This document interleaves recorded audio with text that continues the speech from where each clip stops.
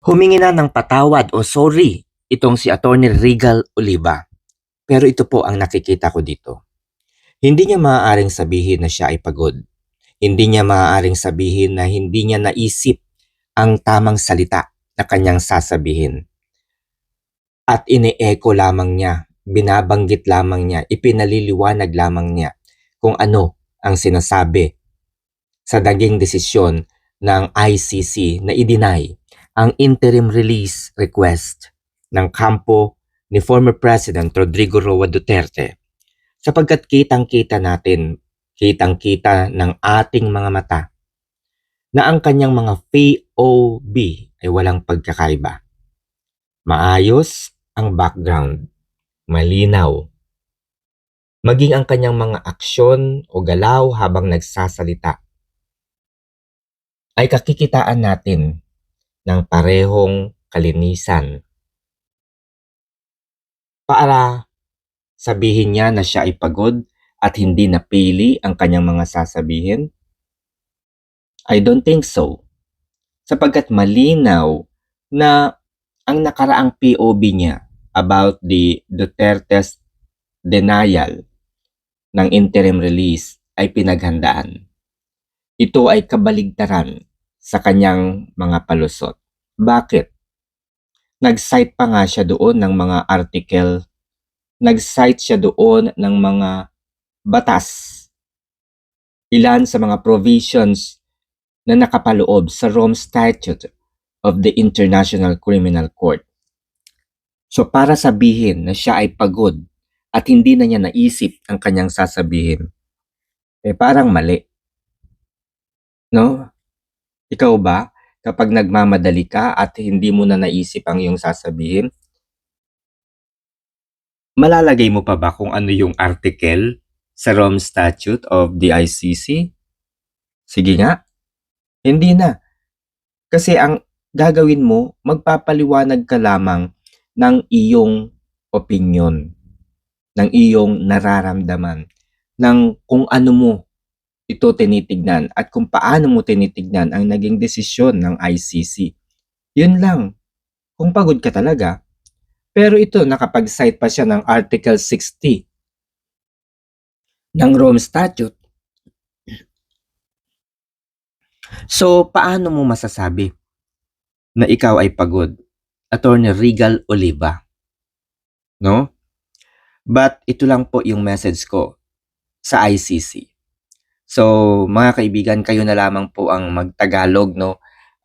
Sasadyain kong Englishin so that the international chamber will understand. Attorney Regal Oliva has recently drawn backlash from longtime supporters following her latest point of view regarding the arrest of former President Rodrigo Roa Duterte. For years, Oliva had projected himself as a Duterte supporter, defending him publicly and expressing her continued loyalty. However, her latest statement seemed to send a different message, implying that Duterte rightfully belongs in the detention. She emphasized that this is not about politics. This is about the law, underscoring that Duterte cannot be fully trusted to comply with the conditions set forth of an interim release. So ibig sabihin mga kaibigan, parang sinasabi niya, deserve ni Duterte ang makulong at manatili sa ICC Detention Center. Dahil hindi panipaniwala, hindi katiwa-tiwala si Duterte. Yan po yung nais niyang sabihin sa kanyang message. Because this is not about politics anymore. This is about law. According to Oliva, the court determined that Duterte remains a potential flight risk and could still influence the proceedings. She cited that the Duterte family's persistent refusal to recognize the ICC's jurisdiction, especially the Vice President Sara Duterte's strong statements against it, suggest that the family would never voluntarily surrender the former president. Still, Oliva's tone seemed to many observers as more than just a legal explanation. Rather than echoing the ICC's ruling, it appeared to some that she was sending a subtle message to the International Criminal Court that Duterte continues to wield influence and power even today. So ito po ang nakikita ko, mga kaibigan. Yung sinasabi niya na ine-echo lamang niya ang naging pagtingin ng ICC sa interim release request at doon sa mga requirements na inilatag nila doon para payagan si former President Duterte na makauwi ng bansa ay kabaligtaran. Dahil para sa akin, siya ang nagsesend ng signal. Siya ang nagsesend ng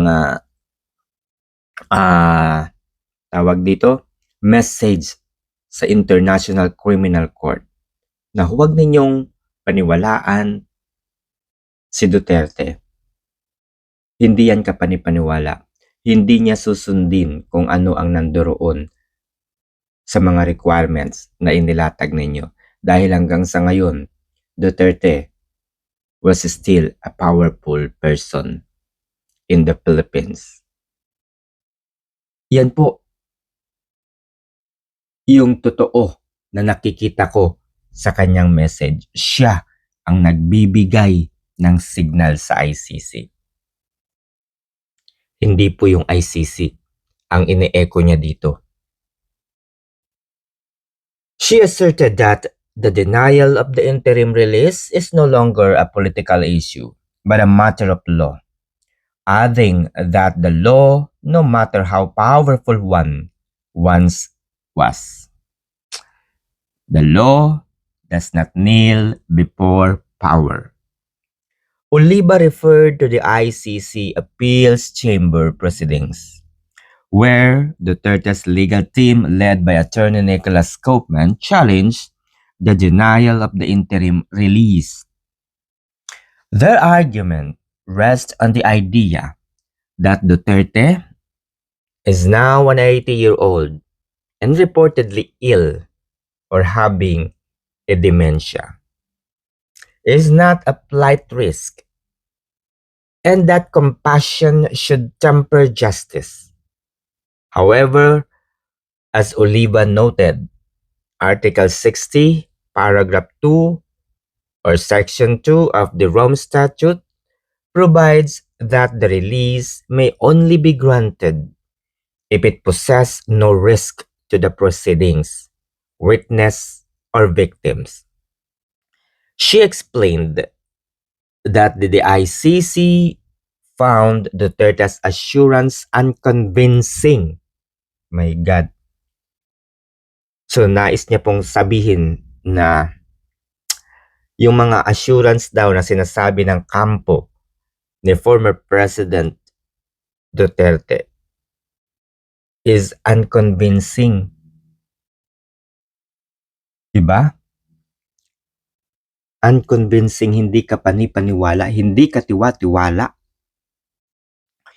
Citing his family's public statements rejecting the court's jurisdiction, words such as "we will never surrender him" resonated more strongly than his legal counsel's pleas.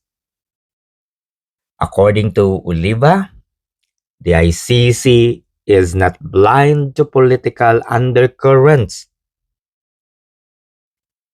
Diba?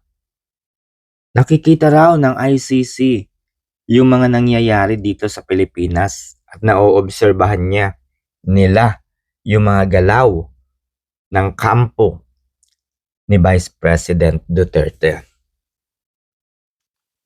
It reads a statement not as sentiments, but as signal. Diba? Baligtarin pa niya. Thus, the pretrial chamber held that Duterte's continued detention remained necessary under Article 58, Paragraph 1.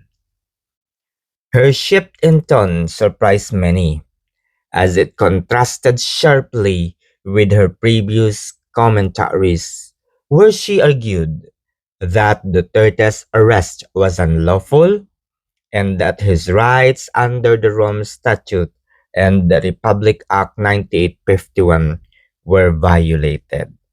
Okay, mga kaibigan, ito po ang paliwanag natin dyan. Kung hindi na pala ito usapin tungkol sa politics, kung ito po talaga ay batas na, then why at this point in time, marami na pong binigyan ng warrant of arrest ang ICC. That includes Vladimir Putin. 'Di ba? That includes Vladimir Putin na hanggang ngayon nandoon malaya at hindi nila nakukulong, hindi nila nakukuha. How come? 'Di ba? How come? So, the signal is very clear. May warrant of arrest sila kay dating Pangulong Duterte pero mabilis nilang nakuha ito. Kalalabas lang ng warrant of arrest. And then, there you go. Nakuha nila si Duterte kaagad-agad. Samantalang itong kay Putin matagal na. Hanggang ngayon, hindi nila makulong. Yan ba yung sasabihin mo, Regal Oliva, na it is no longer a politics? It is a law?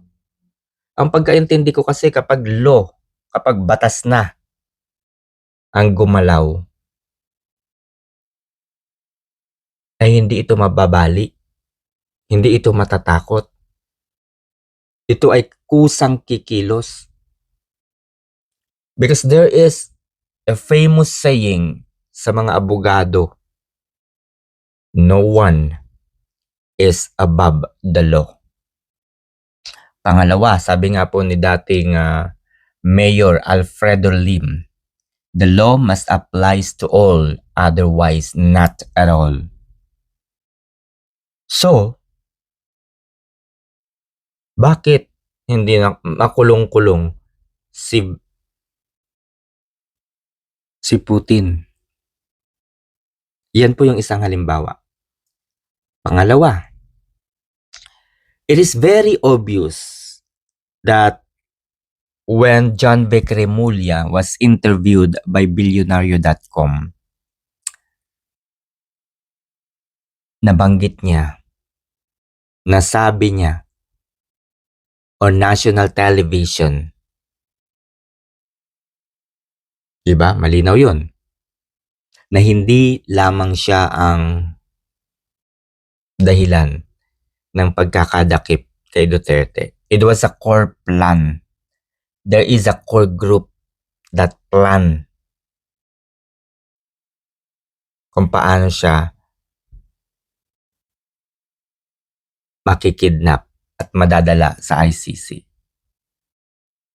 Kasama sa plano si President Ferdinand Romualdez Bongbong Marcos Jr. It is very clear. Loud and clear. Eduardo Año, Gibo Teodoro.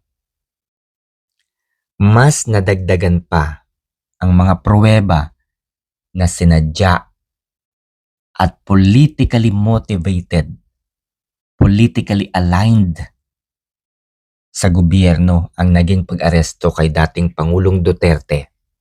Natuklasan natin ito, nalaman natin, napakinggan natin, naobserbahan natin when the Senate inquiry led by Senator Amy Marcos na kung saan siya rin ang chairman ng Committee on Foreign Relations. Maraming mga paglabag sa konstitusyon at sa ating saligang batas ang narinig natin, nakita natin. Very clear, loud. Republic Act 9851, Bill of Rights, Rome Statute of the ICC. Yan po, malinaw. May mga provisions dyan na hindi ginawa and was really violated. The right to due process, the right of a person to choose a counsel of his own choice, the right of the accused to bring him to the competent judicial authority. Pero ano pong nangyari? Wala. Pagbaba ni dating Pangulong Duterte mula sa Hong Kong, agad-agad, no? From NAIA to Villamor Air Base, dinala siya doon. Instead of the competent judicial authority, malinaw nating napakinggan, tinanong, sino nga ba ang umakto o gumawa sa papel ng competent judicial authority? Ang sabi ng taga NBI,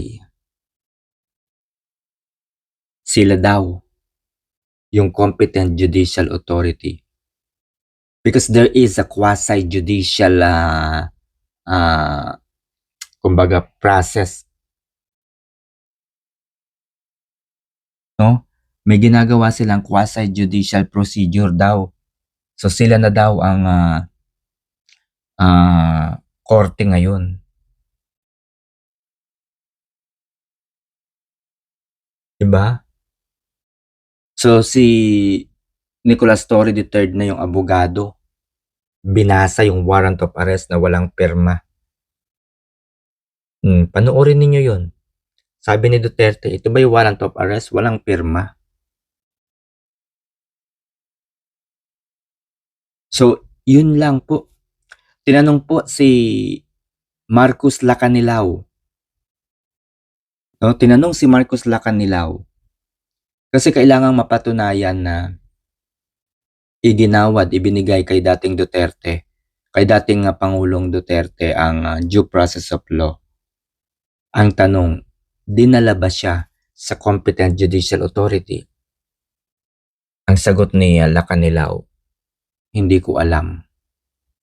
How come na hindi alam nitong kalbong ito?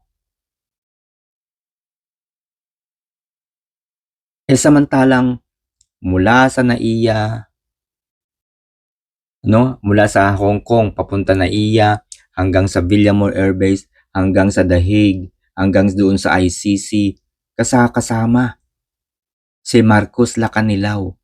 Andun siya sa likod ng eroplano. Nasa likod siya ni dating Executive Secretary Salvador Medialdea. Nandun siya, yung kalbo doon sa dulong-dulo. Andun nakaupo sa eroplano si Marcos Lacanilao. Tapos sasabihin niya, hindi niya alam.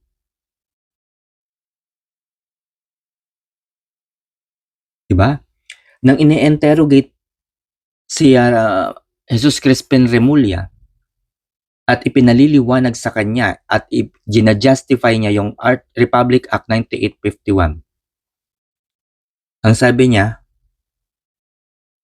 ang ginamit namin para madala si Duterte sa ICC is yung word na arrest. So pina-aresto namin siya.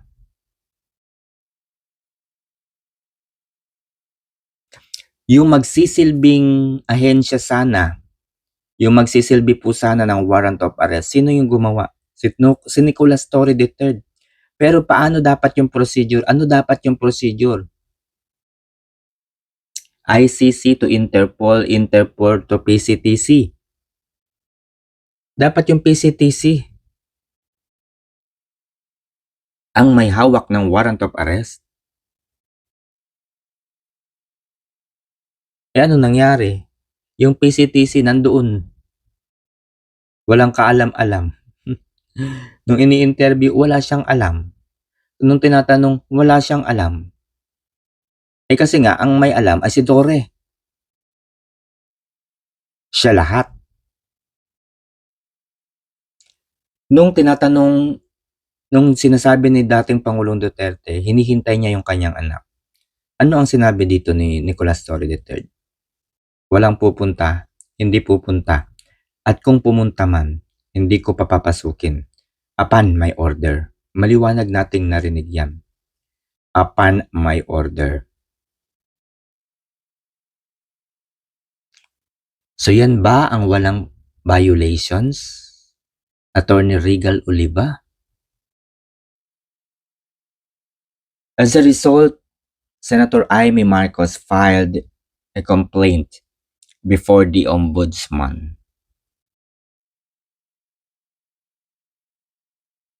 Unfortunately, ang administrasyon ng kanyang kapatid ay nasa dead end at kinakailangan ng gamitan ng puwersa. Tinanggal yung kasalukuyang OIC after Samuel Martires. Si Castillo tinanggal. Bakit? Eh kasi hindi nauutusan. Hindi kasi naiimpluwensyahan. Yun ang totoong ombudsman. Hindi kayang impluwensyahan. Ang pinalit ni Marcos, si Dante Vargas. Siya ang pinalit ni Marcos. Ni Pangulong Marcos Jr., si Dante Vargas. Kailangan na ng garapalan. So ang ginawa ni Dante Vargas, binasura ang kaso laban sa mga opisyal na ito. Nang mabura na, binigyan ng certificate si Jesus Crispin Remulla. Kaya naging ombudsman. Ngayon, yung appointment noong miyembro ng Judicial and Bar Council na namili, isa sa mga namili kung sino yung ma-shortlist ng mga ombudsman, ay hindi na po in-appoint. Hinarang na ni na Senator Marcoleta at Senator Amy Marcos. Sabi pa nga po ni Amy Marcos, I'm so sorry. Pero hindi ko kayang tanggapin ang iyong mga sagot. Wala na sa batas. Yun po ang ibig sabihin dito ni Amy Marcos. Pero ano ang ginawa ni Pangulong Marcos Jr.? In-appoint niya uli. In-appoint niya uli yung Judicial and Bar Council na dating justice. Akalain mo yun, yung matanda, yung ini-interview ng Court of Commission on Appointment. Ini-interview yung kinu-question ni na Marcoleta at Amy Marcos. Bakit pinayagan si Remulla? Bakit na shortlist? Eh, ang daming kaso. Yung mga yun. So, Attorney Regal Oliva, matino ka pa ba? Attorney Regal Oliva, abogado ka ba? Ang ipinakita mo ay hindi isang pagiging abogado. Huwag na natin tingnan kung ikaw ay kulay dilaw, ikaw ay kulay Duterte o kulay BBM, wag na nating tignan yan. Ang tignan at suriin natin dito ay kung abogado ka pa ba.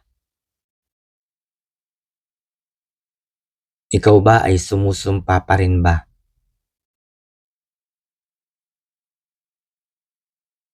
sa ngalan ng batas?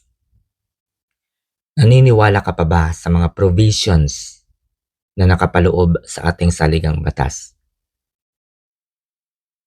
Mangangako at nangangako ka bang susundin kung ano ang nasa batas?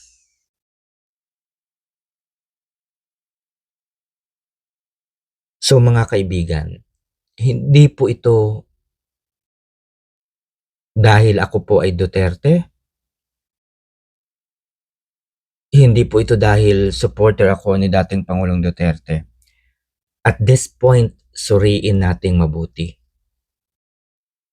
Yung huling POV ni Oliva para sa akin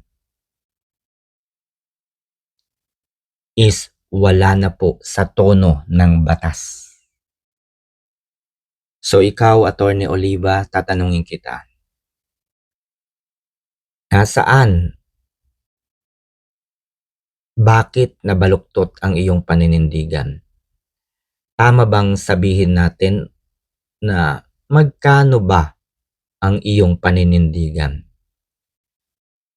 Alam natin na ang nangyayari ngayon sa gobyerno ay dahil sa kinang ng salapi.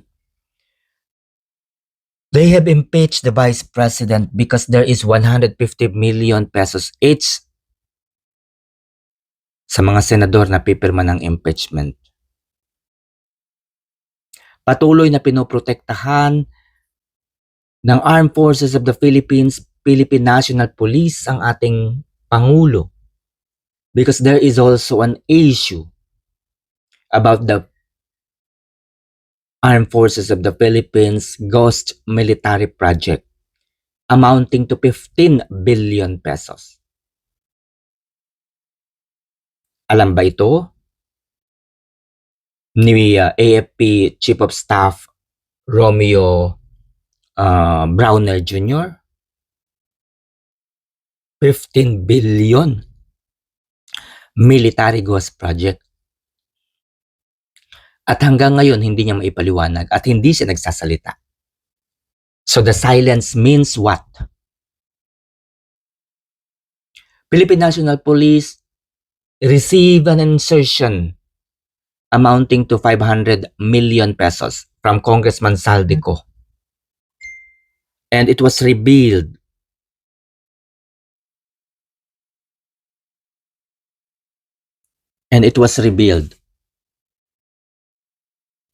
by DILG Secretary John B. Remulla.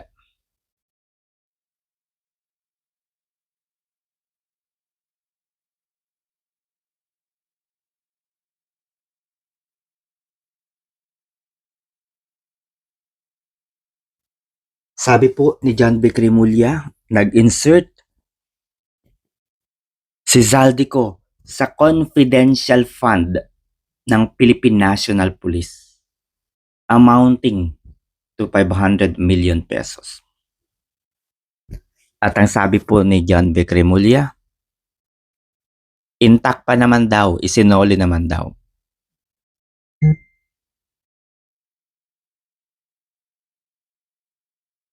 No? So, intact pa naman daw. Isinoli daw niya yung 500 million pesos. My God, that was only for 2025. How about the 2022, 2023, 2024? There is also a confidential fund.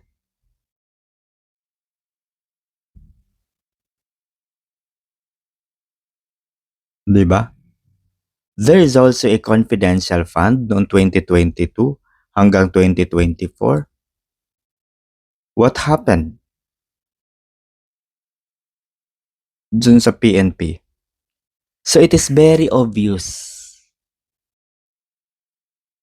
yung kinangpo ng salapi ang ginagamit ngayon ng administrasyon ni Pangulong Marcos para pagtakpan ang malaking pandarambong sa kasaysayan ng Republika ng Pilipinas. Sana gamitin mo, Atty. Regal Oliva, ang kahusayan, katalinuhan, at yung platform mo. Napakaganda eh. Napakaganda ng iyong mga POV. Kumbaga, merong diin. Merong diin eh. May impact. Pati yung mga wordings mo. 'Di ba? Pati yung mga word mo doon na ginamit. Kapag pinakinggan mo, mabigat. So may hatak. So yun lang mga kaibigan. Ang tanong natin dito ngayon, okay pa ba sa inyo na paniwalaan ang mga sasabihin pa ni Atty. Regal Oliva? Sapagkat para sa akin, yung latest POV niya ay isang katotohanan. Ito po ang naging daan upang malaman kung ano ang tunay niyang kulay.